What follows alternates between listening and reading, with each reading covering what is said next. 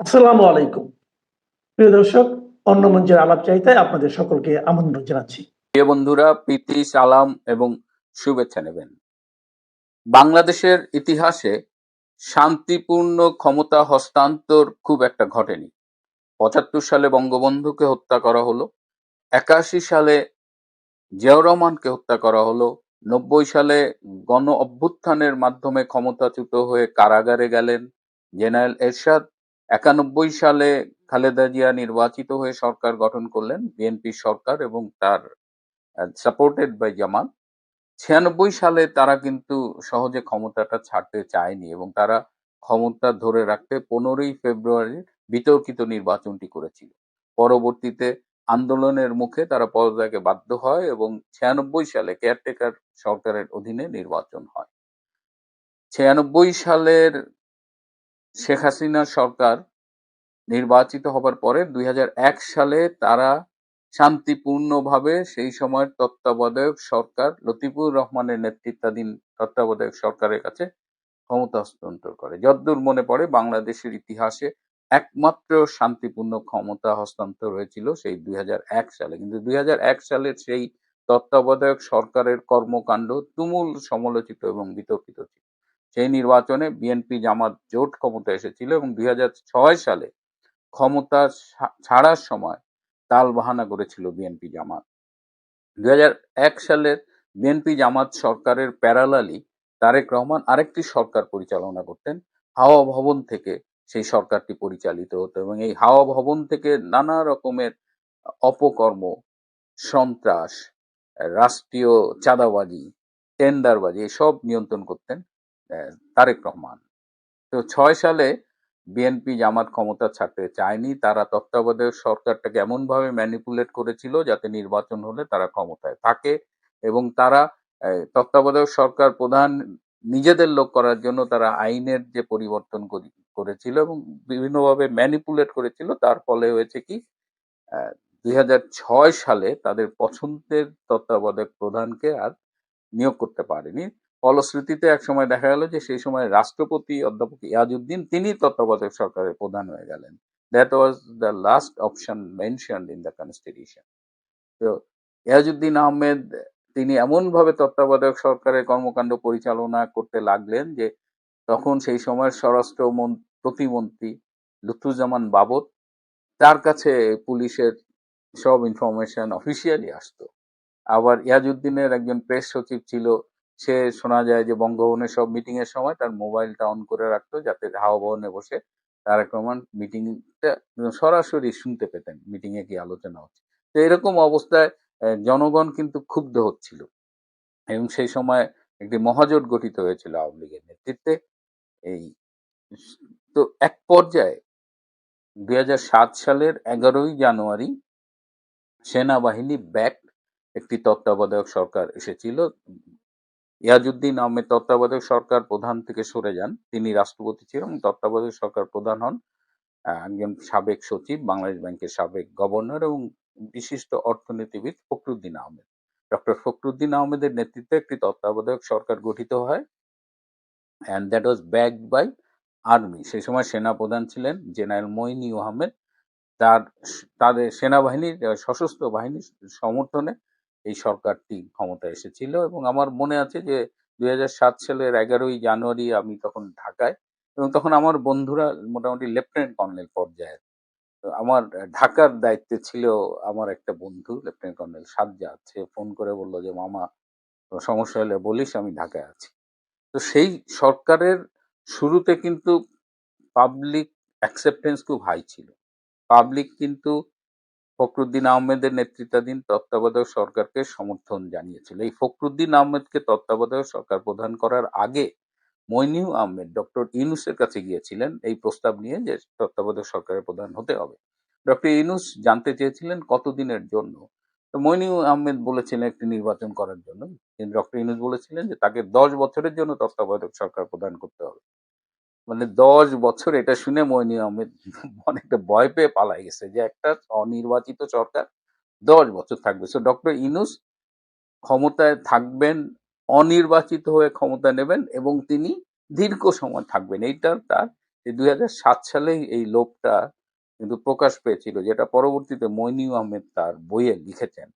তো সেই 2007 সালের সরকার, সেটা কিন্তু পাবলিক অ্যাকসেপ্টেন্স হাই ছিল এবং তারা দৃশ্যমান কিছু ভালো কাজ করেছিল। যাদের সেই 2007 সালের 111 সরকারের কথা মনে আছে, শুরুর দিকে কিন্তু দেশের আইন শৃঙ্খলা পরিস্থিতি নিয়ন্ত্রণে ছিল, দ্রব্যমূল্যের দাম নিয়ন্ত্রণে ছিল এবং তারা আরো কিছু ভালো কাজ করেছে।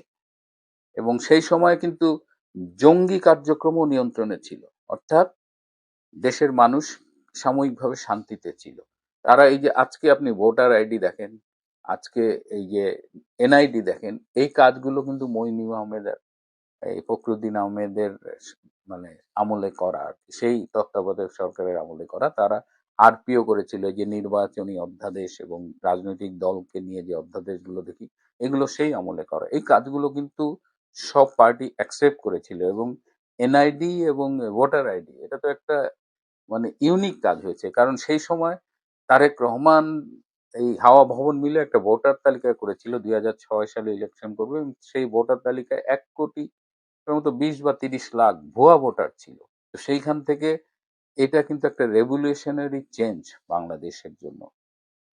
কিন্তু যেটা হয় যে এই আর্মিরা বেশি দিন ব্যারাকের বাইরে থাকলে এরা লেজে গবরে করে ফেলে। তো আহ, এক সময় এই ফখরুদ্দিন আহমেদের সরকার শেখ হাসিনা এবং খালেদা জিয়াকে পর্যন্ত গ্রেপ্তার করেছিল, কিন্তু এক পর্যায়ে জনগণের চাপের ফলে, তারা এত ভালো কাজ করার ফলেও তারা কিন্তু, তাদের একটা ম্যান্ডেট ছিল যে একটা নিরপেক্ষ সুষ্ঠু নির্বাচন দিয়ে তারা চলে যাবে, এবং 2 বছরের মাথায় তারা নির্বাচন দিয়ে চলে গেছে। That was their mandate and they did it very well. হ্যাঁ, মাঝখানে একটু আপস অ্যান্ড ডাউনস ছিল, সেনাবাহিনীর সাথে জনগণের হিচিং হয়েছে, কিন্তু আমি যেটা বলার চেষ্টা করছি যে এত ভালো কাজ করার ফলে, এত মানে they had a control over the country, মেয়েরা স্বাধীনভাবে ঘোরাফেরা করতে পারতো। হ্যাঁ, তো আজকের যদি আমরা তুলনা করি যে এত কিছু নিয়ন্ত্রণে রাখার পরেও, এত ভালো কাজ করার পরেও ফখরুদ্দিন আহমেদরা কিন্তু নির্বাচন দিয়ে 2 বছর পরে চলে গেছে। কিন্তু আজকে ডক্টর ইউনূসের এই ইন্টারিম গভর্নমেন্টের দিকে যখন আমরা তাকাই, আমরা কি দেখতে পাই? সে উপদেষ্টা সহ বলেন যে না, তারা 4-5 বছরের জন্য ক্ষমতায় থাকবেন। আর ছাত্র চেলাগুলোকে দিয়েও তিনি বলান। তার মানে কি? সবকিছু ভালো করে নিয়ন্ত্রণে রেখেও যদি ফখরুদ্দিন সরকারকে 2 বছরের মধ্যে চলে যেতে হয়, এখন দেশে আইন শৃঙ্খলা পরিস্থিতির উপর কারো কোনো নিয়ন্ত্রণ নাই। দেশের জঙ্গিবাদের এখন চরম বিকাশ ঘটেছে। বাংলাদেশে আইএসআইএস এর পতাকা নিয়ে, লাদেনের ছবি নিয়ে, হিটলারের ছবি নিয়ে মিছিল করা হচ্ছে প্রকাশ্যে। বাংলাদেশে মেয়েদের স্বাধীনতা আজকে হুমকির মুখে। তারা সন্ধ্যার পরে ঘরের বাইরে বেরোতে ভয় পায়। তারা কি পোশাক পরবে এটা নিয়েও তাদের আজকাল চিন্তা ভাবনা করতে হয়। দ্রব্যমূল্যের কোনো নিয়ন্ত্রণ নেই। বিদেশি বিনিয়োগ 71% কমে গেছে। ফখরুদ্দিন গভর্নমেন্টের আমলে কিন্তু বিদেশি বিনিয়োগ হুমকির মুখে পড়েনি। সুতরাং if you compare that caretaker government with the Yunus interim government, you can see the difference. There is a significant difference. এবং ডক্টর ইউনূসের এই ইন্টারিম গভর্নমেন্ট সব দিক দিয়ে ব্যর্থ। তো একটি তুলনামূলকভাবে সফল বা ভালো কেয়ারটেকার গভর্নমেন্ট যদি 2 বছরের মধ্যে চলে যায়, সেখানে চরমভাবে সব দিক দিয়ে ব্যর্থ ডক্টর ইউনূস কি করে 5 বছর থাকার স্বপ্ন দেখে? বাংলাদেশের মানুষ কিন্তু অনেক কিছু মেনে নেয় চুপচাপ, কিন্তু একবার যদি ঘুরে দাঁড়ায় তাহলে সেটার হজম করা খুব কঠিন হয়ে যায়। আমি যেটা মনে করি, আগামীতে আবারও একটা আর্মি ব্যাকড বা আর্মির প্রত্যক্ষ তত্ত্বাবধানে একটা নির্বাচন হবে। একটি প্রেডিকশন, আমার একটি পূর্বাভাস। শুনেন, সেটা হলো কি, একটা বিখ্যাত কথা আছে যে history is always written by the victors. ইতিহাস বিজয়ীরা লিখে থাকে, কারণ পরাজিতদের ইতিহাস লেখার সুযোগ থাকে না। তো যখন যে সরকার আসবে, যারা বিজয়ী হয়, তারা নিজেদের মতো করে ইতিহাস তৈরি করে। দেখবেন আপনি, আওয়ামী লীগের আমলে ইতিহাস একরকম, আবার বিএনপির আমলে ইতিহাস একরকম। হ্যাঁ, তো মানে যারা বিজয়ী হয় তারা ইতিহাস লেখে, পরাজিতদের কোনো ইতিহাস থাকে না। তো সরকার পরিবর্তনের সঙ্গে সঙ্গে ইতিহাস যে পাল্টে যায়, এটা কি ঠিক? কেন ঠিক হবে? এইটা তো শুনেন, পৃথিবীর কোন দেশে যেমন ধরেন আপনি বলি ভারতের স্বাধীনতা আন্দোলনের ইতিহাস না, আপনার বিজেপি ক্ষমতায় থাকুক কিংবা কংগ্রেস থাকুক, নো ম্যাটার, ওখানে গান্ধীর যে ভূমিকা, নেহরুর যে ভূমিকা, সবার ভূমিকা সমানভাবে স্বীকৃত হয়। হ্যাঁ, আপনি ধরেন আমেরিকাতে ডেমোক্রেটরা থাকুক বা রিপাবলিকান থাকুক, লিটল ম্যাটার্স। এইটা আমেরিকার যে ফাউন্ডিং ফাদার যারা আছে, কেউ ওয়াশিংটন, জেফারসন, তারপর এদের কাউকে তো কেউ চ্যালেঞ্জ করে না, দে আর অল আনচ্যালেঞ্জড। আমাদের এখানে চ্যালেঞ্জ করা হচ্ছে, এটা কেন, কারণটা কি? এটা হচ্ছে আমাদের জাতিগত সমস্যা, আমাদের নৃতাত্ত্বিক সমস্যা। হ্যাঁ, এইটা হচ্ছে আমাদের, আমরা পরশ্রী কাতর, প্লাস হচ্ছে যে অন্যের ভালো দেখতে পারি না, প্লাস হচ্ছে যে ওই যে আপনাকে আমি বলি, এটা আমি অনেক দু এক জায়গায় বলছি, সেটা হচ্ছে যে ওই আমাদের এখানে গভর্নর জেনারেল ছিলেন জন শো, ঠিক আছে, উনি 1870 না 80 সালের দিকে একটা গোপন দলিল পাঠিয়েছিলেন ব্রিটিশ পার্লামেন্টে বাঙালিদের চরিত্র নিয়ে, ঠিক আছে। তো ওখানে উনি বলছিলেন যে বাঙালিরা হচ্ছে আপনার হিংসাপরায়ণ, ঈর্ষাপরায়ণ, বাঙালিরা অন্যকে ঠকানোকে গুণ মনে করে, বাঙালিরা অধস্তনদের চোটপাট করে, ঊর্ধ্বতনদের তেলবাজি করে, এর নেগেটিভ অনেকগুলো জিনিস উনি জন শো এইটা 1870 বা 80 সালের দিকে ব্রিটিশ পার্লামেন্টে একটা গোপন দলিল পাঠিয়েছিলেন। তো আমি এই ডিসেম্বরের আগে ডিসেম্বর লন্ডনে ছিলাম, আমি লর্ড ক্লাইভের সামনে দাঁড়াইছি, তার বাকিংহাম প্যালেসের সামনে তার একটা মূর্তি আছে। তা আমি লর্ড ক্লাইভকে উদ্দেশ্য করে বলতেছি যে ক্লাইভ, তুমি 250 বছর আগে বাঙালিকে যেভাবে দেখে এসেছিলে আমরা সেভাবেই আছি, তুমি আমাদের জন্য দোয়া করো। এই যে 250 বছর আগে এই যে আমাদের সম্পর্কে জন শো যেটা লিখেছিলেন আর কি, উনি গভর্নর জেনারেল ছিলেন, এখানে একই জিনিস আছে কিন্তু। আচ্ছা, আপনার কি মনে হয় এই যে আপনি বললেন যে আমরা 250 বছর আগে যেমন ছিলাম এখনো তেমনই আছি, তেমনই ঈর্ষাপরায়ণ, তেমনই স্বার্থপর, তেমনই পরশ্রী কাতর, যেটা বললেন আপনি তো অনেক দেশে গিয়েছেন, দেখেছেন, অনেক জাতি দেখেছেন, আপনি অন্য কোন জাতির মধ্যে এরকম দেখেছেন যে 250 বছর ধরে, 2 শতাব্দী ধরে একই রকম থাকার? না, অ্যাবসলিউটলি নট। আপনি দেখেন ডাচ এবং ডেনিশ, ওই যে নেদারল্যান্ডের লোকজন, ডেনমার্কের লোকজন, এরা 250-300 বছর আগে কি ছিল? জলদস্যু ছিল, ডাকাত ছিল 300-400 বছর আগে। এখন দেখেন তারা কত সিভিলাইজড। এর পিছনে কারণটা কি? আমাদের যে পরিবর্তন না হওয়ার যে জেদ, এর পিছনে কারণটা হচ্ছে, শুনেন, আমরা তো নিজেরা কখনো নিজেদের শাসন করি নাই। এই ফর দ্য ফার্স্ট টাইম আমরা 71-এ আমরা নিজেরা নিজেদের শাসন করছি। এর আগে তো আমরা সবসময় বাইরের শক্তি দ্বারা শাসিত হয়েছি। ইভেন পাকিস্তানের যে 24 বছর, সেটা তো বাইরের শক্তি, তাই না? এর আগে ব্রিটিশ, তারপরে নানা রকম বাইরের শক্তি দ্বারা আমরা নিজেরা নিজেদেরকে শাসন করতে পারি নাই। ফলে আমরা হয়েছে কি, একটা সংকর জাতিতে পরিণত হয়েছি। যখন যে জাতি আসছে, হ্যাঁ, শাসন করছে আমাদের, আমরা কিন্তু একটা সংকর জাতি বেসিক্যালি। হ্যাঁ, এই সংকর জাতির তো আপনার নিজস্ব কোনো মানে পজিটিভ কোনো বিকাশ হবে না। আচ্ছা, আমরা আবার কিছু কমেন্ট পড়ি। জামিল চৌধুরী লিখেছেন যে আপনার কাছে এবং আপনার আজকের অতিথির কাছে কৃতজ্ঞতা প্রকাশ করছি, আপনাদের আজকের এই এপিসোডটা ইতিহাসের একটা দলিল হয়ে থাকবে, আপনাদেরকে ধন্যবাদ। মারুফ আহমেদ লিখেছেন 1971 তো অনেক আগের কথা, 2024-এর ইতিহাসই চোখের সামনে পরিবর্তন করতে দেখছি।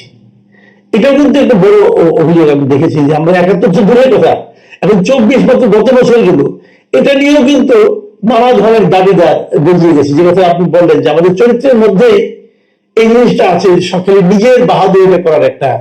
আচ্ছা, আপনি যে বললেন যে এই 24-এ না আমরা কি দেখছি, গত 91 থেকে ধরি, যখনই এটা তো পালাক্রমে আসছে না, BNP Awami League, one succeeded another. তো যখন বিএনপি চলে যাওয়ার পরে আওয়ামী লীগ আসছে, তখন আওয়ামী লীগ বিএনপি আমাদের নানা রকম সত্যকে ডিস্টোর্ট করছে, বিকৃত করছে, ইত্যাদি। আবার যখন বিএনপি এসে তখন আবার ইমিডিয়েট পাস গভর্নমেন্টের বিকৃতি করছে। সো এটা আমাদের নেচারের মধ্যে আছে, বুঝছেন? আমরা মানে একটা যে সহনশীল সমাজ গড়ে তুলবো, হ্যাঁ, একটা রেইনবো সোসাইটি গড়ে তুলবো, এইটা আমাদের চরিত্রের মধ্যেই নাই। এবং দেখেন ঈর্ষাপরণটা, আমি একটা উদাহরণ দিই আপনাকে। এই যে ইউনূস সাহেব যে লন্ডনে গেলেন না, তারেক রহমানের সাথে দেখা করলেন, যে না, এনসিপি এবং জামাতের এই ক্ষোভের কারণটা কি? যে উনি একটা দলের প্রেসিডেন্টের কাছে গেলেন, আমাদেরকে কিছু বললেন না, এটা ইচ্ছা প্রধানতা। হ্যাঁ, উনি কেন এককভাবে তারেক রহমানের কাছে যাবেন? আমরা কি তাহলে মানে আমাদের কি কোনো মূল্য নাই? হ্যাঁ, তো এই যে ব্যাপারটা, মানে এইটা সব ক্ষেত্রে আপনি দেখতে পারবেন। হ্যাঁ, আচ্ছা, আমরা আরো একটা কমেন্ট করি। যেমন শিকদার তুলি তিনি লিখেছেন, স্বাধীনতার ঘোষণা নিয়ে একমাত্র বিশুদ্ধ আলোচনা শুনলাম, কাউকে ছোট না করে নির্মোহ আলোচনা। এই যে উনি যে কথাটা বলেছেন, আমি এই প্রসঙ্গে আপনার সঙ্গে কথা বলতে চাই যে আসলে মানে ইতিহাসে যার যা অবস্থান, সেই অবস্থানকে স্বীকৃতি দিয়েও কিন্তু আমরা ইতিহাসটা বলতে পারি। তাহলে অন্যকে ছোট করার যে প্রবণতাটা আমরা দেখি, এটা তো আমরা এটাও দেখেছি, এটা কিন্তু টেকসই হয় না। তাহলে কেন করি আমরা এটা? আমি বলি শুনেন, আপনি যে টেকসই বললেন, আপনি 200 বছর পরের বাংলাদেশ কথা চিন্তা করেন, 200 বছর পরে, তখন কিন্তু এই জিনিসগুলো না, এগুলো কিছু থাকবে না। থাকবে কি জানেন? ইতিহাসের বাকি জিনিসগুলো ফুটনোটে চলে যাবে, গবেষকদের টেবিলে চলে যাবে। সাধারণের মাঝে কি থাকবে? সাধারণের মাঝে থাকবে ইয়াহিয়া খান, বঙ্গবন্ধু, ঠিক আছে, এবং বড়দের জিয়াউর রহমান, এই থাকবে। কিন্তু বাট অন্য চরিত্রগুলো, অন্য এগুলো কিন্তু গবেষকদের টেবিলে চলে যাবে বা ফুটনোটে যাবে, মান্ডটিকায় যাবে। মেইন স্টোরিতে কিন্তু এটি থাকবে যে ইয়াহিয়া খান এবং বঙ্গবন্ধু। যেমন আমরা এখন কি বলি, ফরাসি যুদ্ধের ওই সময়টা কি বলি, সিরাজউদ্দৌলা, ক্লাইভ আর মির্জাফর, আর বাকিগুলো তো ফুটনোট। আসলে হয়তো অনেক একজন খুব গুরুত্বপূর্ণ একজন সৈনিকও ছিল, সে হয়তো খুব ভালো ফরাসি ওই যে আমাদের সিরাজউদ্দৌলার পক্ষে ছিল, তার কথা কেউ বলে? নির্মদন ছিল, ফরাসি ছিল। হ্যাঁ, নাম ভুলে গেছে কিন্তু। মোহনলাল তো কে বলে এগুলি? খালি বলে কি সিরাজ, ক্লাইভ আর মির্জাফর। দেখেন 200 বছর পরে চিন্তা করেন, কিছু থাকবে না, এগুলি কিচ্ছু থাকবে না। থাকবে ইয়াহিয়া খান, বঙ্গবন্ধু, আর বাকিগুলো হচ্ছে ফুটনোট। বুঝতে পারছেন? একদম একদম একদম। মানে আমরা এগুলো কেন কিন্তু আমরা বিকৃত করে এই যে মানে প্রবল প্রচেষ্টা ইতিহাসে রাখা যাবে না। যেমন একজন লোক প্রশ্ন করেছেন এখানে, জব্বার খান, ওনার প্রশ্নটি একজন অভিব্যক্তি যে শেখ মুজিবের এত অবদান থাকা পরও দেশের নব্য রাজাকারদের 32 নম্বরের প্রতি এত রাগ। এটা আরেকটা মন্তব্য করেছেন জাকির হোসেন, এটা একটু বড় মন্তব্য, তুমি পড়ে শোনাই। 2024 সালের 5 আগস্ট না আসলে বুঝতে পারতাম না কে যে সাংবাদিক আর কে যে পক্ষপাত দুষ্ট সাংঘাতিক। আপনাদের এই নিরপেক্ষ আলোচনা আপনাদের প্রতি শ্রদ্ধা এবং ভালোবাসা বাড়িয়ে দিল। 5 আগস্টের পর থেকে বুঝতে পারলাম একজন সরকারকে ফ্যাসিস্ট হওয়ার পেছনে সাংঘাতিকদেরও বিশাল ভূমিকা থাকে। যদি আপনাদের মতো সাংবাদিক থাকতো তাহলে এত সহজে কেউ ফ্যাসিস্ট হতো না। আল্লাহ আপনাদের নেক হায়াত দান করুন। আচ্ছা, আমি আরেকটা প্রশ্ন যেটা আমি করতে চাচ্ছিলাম সেটা হলো, আপনি নিজে কখন এটা আপনার মধ্যে প্রশ্নটা এসেছে কিনা? আমার মধ্যে কিন্তু অনেকদিন ধরে এসেছিল, বলার সাহস পাই নাই। আপনাকে পেয়ে প্রশ্নটা বলার সাহস পাচ্ছি। সেটা হলো যে জিয়াউর রহমান সাহেব একটা ভাষণ দিলেন, ভাষণটি ইংরেজিতে কেন দিলেন? এটা ইংরেজিতে হলো কি, আমি বলি, এটা হলো যে আর্মির তো একটা ওরিয়েন্টেশন আছে, আর্মির নিজস্ব একটা ওরিয়েন্টেশন আছে। তো পাকিস্তান আমলে দেখেন, পাকিস্তান আমলে আমার মনে আছে, আমরা স্কুলে যখন থাকতাম, আমরা যে বিভিন্ন ছুটির দরখাস্ত লিখতাম, আমরা কিন্তু ইংরেজিতে লিখতাম। তখন তো বাংলা লেখার প্রচলন ছিল না, ঠিক আছে? বাংলা লেখার প্রচলন কিন্তু স্বাধীনতার পরে হয়েছে, অনেক পরে। তখন এই যে অফিসিয়াল কাজ কারবার, ধরেন যে প্রাতিষ্ঠানিক কাজ, সব ইংরেজিতে, যেমন জাজমেন্ট, এই যে আদালতের যে রায়, এগুলো সব ইংরেজিতে হইতো। তো জিয়াউর রহমান তো হিসেবে হচ্ছে মেজর, অফকোর্স, মানে খুব একটা সফিস্টিকেটেড প্রফেশন তো এটা, তাই না? এবং আপনার আর্মি ওরিয়েন্টেশনের তো ইংরেজিটা, যেহেতু দেখেন এটা একটা ব্যাপার আছে, তখন তো অল পাকিস্তান, আপনাকে ভাবতে হবে, তাকে তো মিশতে হচ্ছে পাঞ্জাবিদের সাথে, পাঞ্জাবি অফিসারদের সাথে তাকে মিশতে হচ্ছে, তাই না? মানে শুধু তো বাঙালি না, তাই না? পাঞ্জাবি, বেলুচি, নানা ধরনের আর্মির সাথে তার মিশতে হয়েছে। তারপর ধরেন যে ওয়েস্ট পাকিস্তানে সে ট্রেনিং এ গেছে ইত্যাদি। তো সে তার এই কনভারসেশন যেটা আর কি, মানে এই আপনার পারিবারিক বা তার বন্ধু বান্ধবের বাইরে যে প্রফেশনাল জীবন, সেখানে তো তাকে ইংরেজি ব্যবহার করতে হয়েছে, তাই না? তো ফলে ওইটা আর কি, এবং ইংরেজিতে কমফোর্টেবল ফিল করেন, হয়তো দেখা যাচ্ছে কেউ কেউ কিন্তু যেমন ধরেন যে বাংলা চাইতে ইংরেজিতে কমফোর্টেবল বেশি ফিল করেন। হ্যাঁ, যেমন আমার ক্ষেত্রে হয় কি, আমি কতগুলি বিষয় বাংলায় বলতেই পারি না, মানে ওইটা ইংরেজিতে মাথায় চলে আসে। হ্যাঁ, তো সেইভাবে এটা দোষের কিছু না, এটা এটা দোষ না। হ্যাঁ। আমি এমনি যে জানার জন্য কৌতূহলের জন্য, সেটা হলো যখন ওনার এই ভাষণটা আসলে ওনার টার্গেট অডিয়েন্স কারা ছিল, দেশের সাধারণ মানুষ। তো সাধারণ মানুষ তো এটা অর্থ অনেক বুঝবে না, কিন্তু যিনি ইংরেজিতে বলেন তিনি কিন্তু বাংলাটা বুঝেন। তো আমি সেটাই বলতে চাচ্ছি আর কি, যে ওখানে কেউ কি ছিল না বলার জন্য যে ভাই আপনি তো একবার ভাষণ দিলেন তারপর আবার চেঞ্জ করলেন, আমি বলছি এই বাংলায় কেন মানে না, আমি বলছি না, এইটা এইভাবে দেখলে হবে না। এটা হচ্ছে যে উনি যখনই এইটা একজনও যদি শুনে থাকে ইংরেজিটা, সেটা তরঙ্গায়িত হবে সারা পূর্ব পাকিস্তানে, এবং সাথে সাথে অনুবাদ হয়ে যাবে সারা বাংলাদেশে, তরঙ্গায়িত হয়ে যাবে, তাই না? এটা বিরাট সেন্সিটিভ একটা ব্যাপার, তাই না? ওই সময় হ্যাঁ। তো এখন উনি স্বাধীনতা ঘোষণা করছে ইংরেজিতে, ওখানে বহু লোক শুনছে যারা এটার মানে জানে, যে এক কান দুই কান হয়ে সারা বাংলাদেশ তরঙ্গায়িত হয়ে গেছে। এটা কোনো ব্যাপার না, ওইটা উনি he felt comfortable in English. হ্যাঁ, বাংলায় বললে হয়তো ওরা আটকে যেত, কারণ উনি তো ইংরেজি বলতে অভ্যস্ত, তাই না? বাংলায় গেলে হয়তো আটকায় টাটকায় যেতে পারতেন, এত মানে সাবলীল ভাবে হয়তো বলতে পারতেন না। আচ্ছা, আরেকটা মন্তব্য করি, এই মন্তব্যটা ভারত থেকে আসছে। লিখেছেন মিস্টার প্রসেনজিৎ দেব, তিনি লিখেছেন আমি ভারতের ত্রিপুরা রাজ্যের একজন নাগরিক, কিন্তু শ্রদ্ধা মাসুদ কামাল সাহেবের দুটো চ্যানেলের বিভিন্ন আলোচনা প্রায় শুনি, কারণ মাসুদ কামাল সাহেব আলোচনা এবং ওনাকে কেন জানি না আমার ভালো লাগে, এবং মাহবুব কামাল সাহেবের বিশ্লেষণ ও আলোচনা আমি রীতিমতো এনজয় করি। উনি এত সুন্দর যুক্তিযুক্ত কথা বলেন এবং ওনার পাণ্ডিত্য, কথা বলার ভঙ্গি আমাকে প্রবল আকর্ষিত করে। ওনার কথার উপস্থাপনেই প্রমাণিত হয় তিনি একজন সুশিক্ষিত প্রকৃত জ্ঞানী মানুষ। বিশেষ করে মাহবুব কামাল ও অজয় দাশগুপ্ত এই দুজন আলোচনা মিস করি না, যদিও এই আলোচনাগুলো আমার দেশের বিষয় নয়, কিন্তু ভালো লাগা থেকেই বিনা কারণে শুনি। আসলে কি বিনা কারণে শুনে না? প্লেজার। হ্যাঁ, এটা একটা বিরাট কমপ্লিমেন্ট আমার জন্য। হ্যাঁ, আচ্ছা, কে এম আজিজুল ইসলাম লিখেছেন, কামাল সাহেবকে বলছি, মানে এটা আপনাকে বলছেন, আমি তখন রাওয়ালপিন্ডিতে আর্মি হেডকোয়ার্টারে ছিলাম।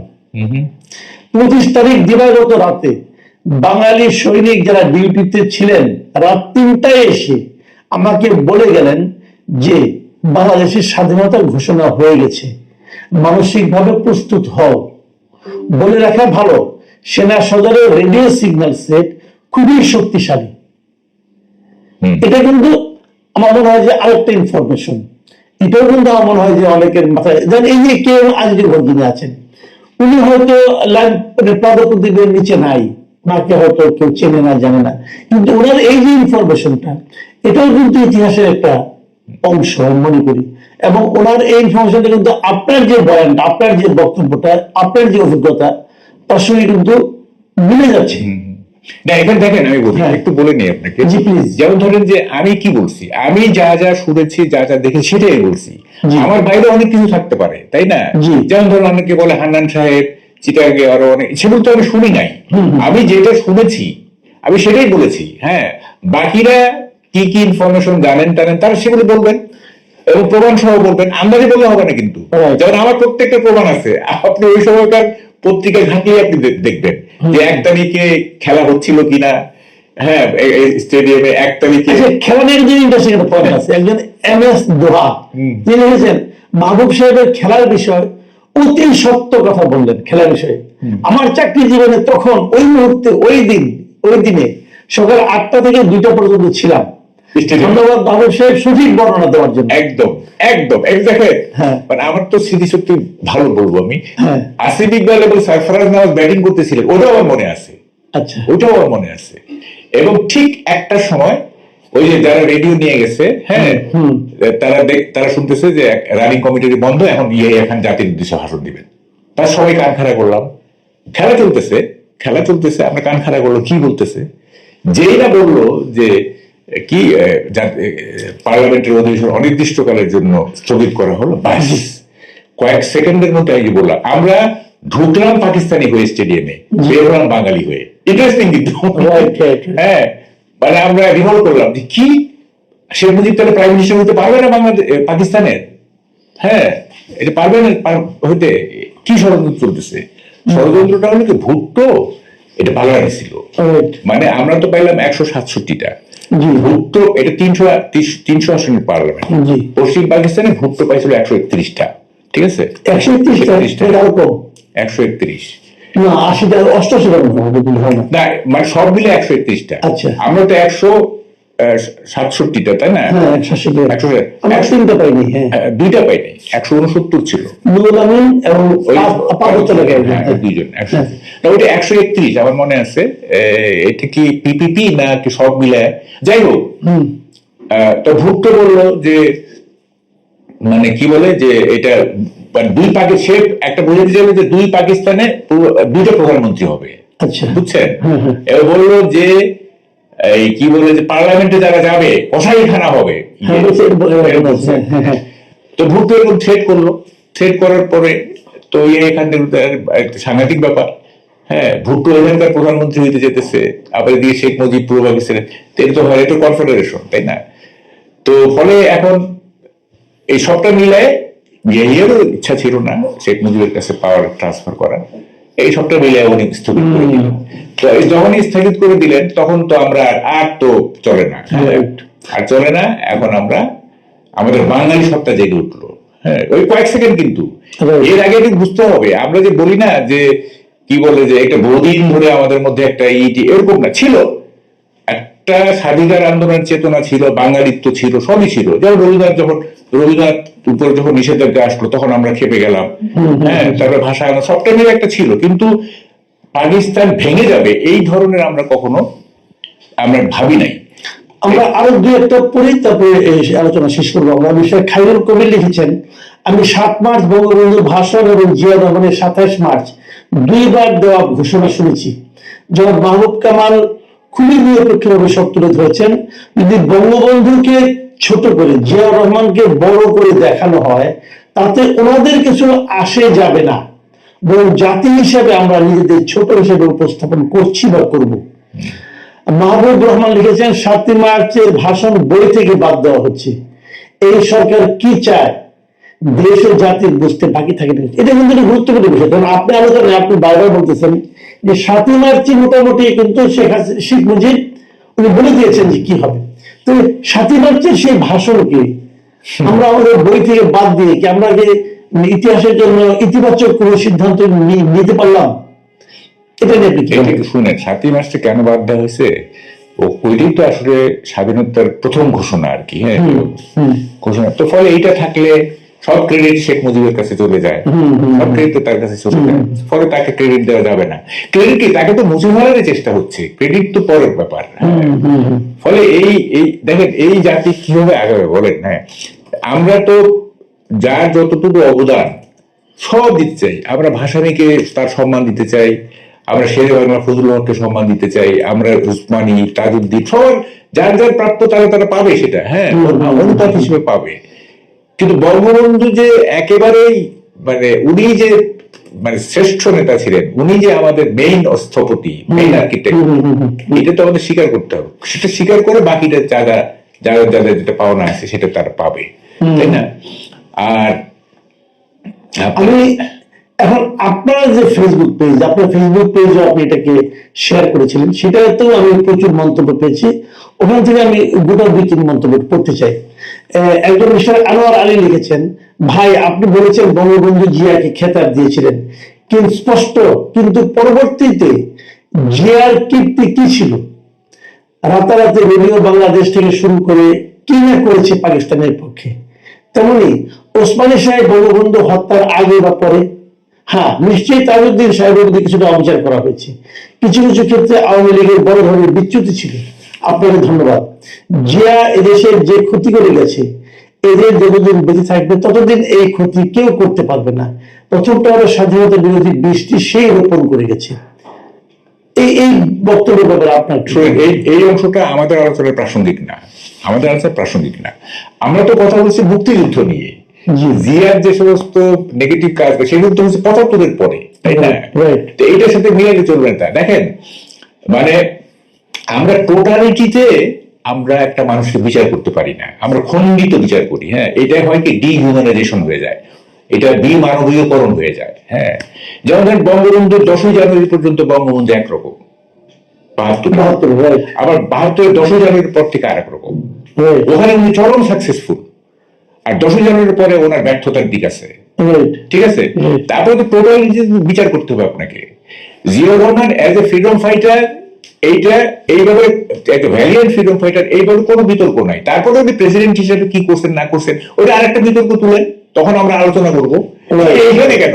মানে মূল কথা হলো, ধরেন আমি এসএসসি পরীক্ষায় আমি স্ট্যান্ড করলাম, ধরে যাক, তারপরে আমি কোনোভাবে মাদক আসক্ত হয়ে গেলাম, কিন্তু আমি রিফিল করলাম, তো ওইটা কি আপনি বুঝে যাবে? ওই এখন তাই বলে কি এসএসসি স্ট্যান্ড করছে ওটাকে বাদ দিয়ে দেবে? বলেন দেখি সাধারণ